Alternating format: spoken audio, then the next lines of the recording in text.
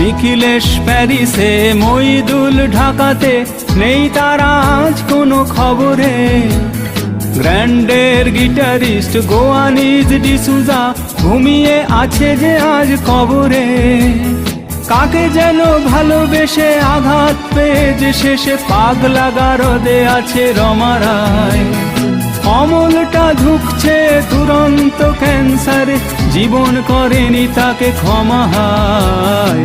Coffee হাউসের সেই আড্ডাটা আজ আর নেই, আজ আর নেই। কোথায় হারিয়ে গেল সোনালি বিকেলগুলো সেই, আজ আর নেই।